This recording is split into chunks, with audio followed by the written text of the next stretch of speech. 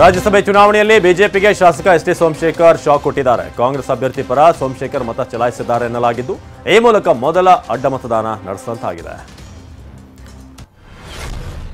ಬಿಜೆಪಿಯ ಶಾಸಕ S T Somashekhar ವಿರುದ್ಧ ಎಚ್ಡಿಕೆ ಗರಂ ಆಗಿದ್ದಾರೆ. ಬಿಜೆಪಿ ಸರ್ಕಾರದಲ್ಲಿ 3 ವರ್ಷ ಮಂತ್ರಿ ಆಗಿದ್ರು.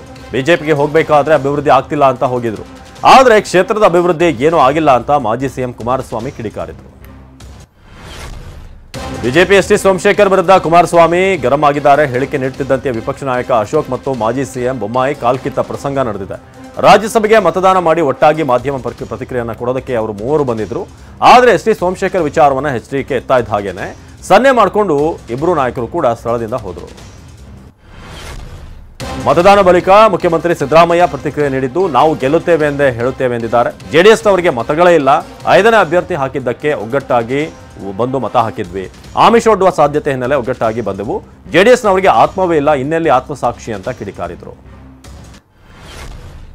ಆತ್ಮಸಾಕ್ಷಿಯ ಮತದಾನ ಹಾಕುತ್ತಾರೆ ಅಂತ ಬಿಜೆಪಿ ಹೇಳಿಕೆ ವಿಚಾರವಾಗಿ ಮಾತನಾಡಿದ ಲಕ್ಷ್ಮಣ್ ಸವದಿ, ಬಿಜೆಪಿಯವರು ಏನೋ ಸತ್ಯ ಹರಿಶ್ಚಂದ್ರ ಎಂದು ಪ್ರಶ್ನೆ ಮಾಡಿದ್ದಾರೆ. ಬಿಜೆಪಿಯವರಿಗೆ ಆತ್ಮಸಾಕ್ಷಿ ಇದೆಯಾ?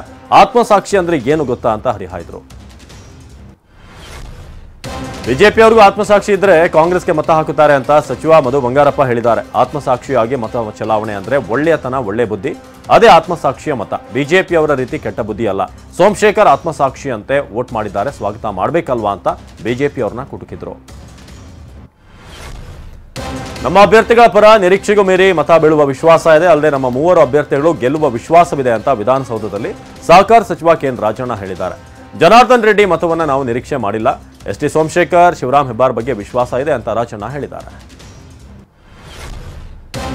ಒಗ್ಗಟ್ಟು ಪ್ರದರ್ಶನ ಮಾಡೋದಕ್ಕೆ ನಮ್ಮ ಅಭ್ಯರ್ಥಿ ಹಾಕಿದ್ದೇವೆ. ನಮ್ಮ ಶಾಸಕರಿಗೆ ಆಮಿಷ ಒಡ್ಡುವಂತ ಕಾಂಗ್ರೆಸ್ ನಾಯಕರಿಗೆ ಒಂದು ಸಂದೇಶ ಕೊಡಲು ಅಭ್ಯರ್ಥಿ ಹಾಕಿದ್ದೇವೆ ಅಂತ ಮಾಜಿ ಸಿಎಂ ಎಚ್ಡಿಕೆ ಹೇಳಿದರು. ನಾವೆಲ್ಲ ಒಟ್ಟಿಗೆ ಇದ್ದೇವೆ, ಯಾರಲ್ಲೂ ಅಸಮಾಧಾನ ಇಲ್ಲ.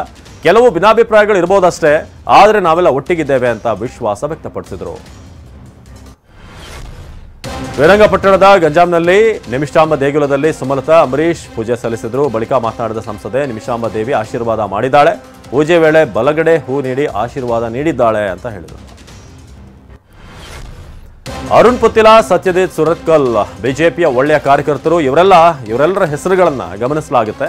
ಆದರೆ ಅಂತಿಮವಾಗಿ ರಾಜ್ಯದ ಮುಖಂಡರ ಅಭಿಪ್ರಾಯ ಪಡೆದು ಕೇಂದ್ರದಿಂದ ಒಬ್ಬ ಅಭ್ಯರ್ಥಿಯನ್ನ ಘೋಷಣೆ ಮಾಡ್ತಾರೆ. ಆ ಅಭ್ಯರ್ಥಿ ಬಿಜೆಪಿ ಅಭ್ಯರ್ಥಿ. ಅವರ ಗೆಲುವೇ ನಮ್ಮ ಗೆಲುವು ಅಂತ ಮಂಗಳೂರಲ್ಲಿ ಕೋಟಾ ಶ್ರೀನಿವಾಸ್ ಪೂಜಾರಿ ಹೇಳಿದ್ದಾರೆ. ಉತ್ತರ ಕನ್ನಡ ಜಿಲ್ಲೆ ಹೊನ್ನಾವರದಲ್ಲಿ ಬಹಿರಂಗವಾಗಿಯೇ ಗರಗರ ಮಂಡಲ ಜೂಜಿನ ಆಟ ಆಡಲಾಗ್ತಾ ಇದ್ದು, ಪೊಲೀಸರು ಕಣ್ಮುಚ್ಚಿ ಕುಳಿತಿದ್ದಾರೆ ಅಂತ ಸ್ಥಳೀಯರು ಕಿಡಿಕಾರಿದ್ದಾರೆ. ಹಳ್ಳಿಪುರ ಅಗ್ರಹಾರ ಜಾತ್ರೆಯಲ್ಲಿ ಭರ್ಜರಿ ಗರಗರ ಮಂಡಲ ಆಡಲಾಗ್ತಾ ಇದ್ದು, ಕಳೆದ 3 ದಿನಗಳಿಂದ ಕೋಳಿ ಅಂಕ ಹಾಗೂ ಗರಗರ ಮಂಡಲ ನಡೀತಿದ್ರು ಕೂಡ ಪೊಲೀಸರು ಸೈಲೆಂಟ್ ಆಗಿದ್ದಾರೆ ಎನ್ನಲಾಗ್ತಿದೆ. ಕೇರಳದ ತಿರುವನಂತಪುರಂನಲ್ಲಿರುವಂತಹ ವಿಕ್ರಮ್ ಸಾರಾಭಾಯ್ ಬಾಹ್ಯಾಕಾಶ ಕೇಂದ್ರದಲ್ಲಿ ಗಗನಯಾತ್ರಿಗಳನ್ನು ಪ್ರಧಾನಿ ಮೋದಿ ಭೇಟಿ ಮಾಡಿದರು. ಬಾಹ್ಯಾಕಾಶ ಯಾತ್ರೆಗೆ ಆಯ್ಕೆಯಾದಂತಹ ಮೊದಲ ಬ್ಯಾಚ್ನ ಗಗನಯಾತ್ರಿಗಳನ್ನು ಭೇಟಿಯಾದ ಪ್ರಧಾನಿ ಮಾತುಕತೆ ನಡೆಸಿದರು. ಆಂಧ್ರಪ್ರದೇಶ ವಿಧಾನಸಭೆ ಸ್ಪೀಕರ್ ತಮ್ಮಿನೇನಿ ಸೀತಾರಾಮ್ ಪಕ್ಷಾಂತರ ಮಾಡಿದ 8 ಶಾಸಕರನ್ನು ಅನರ್ಹಗೊಳಿಸಿದ್ದಾರೆ.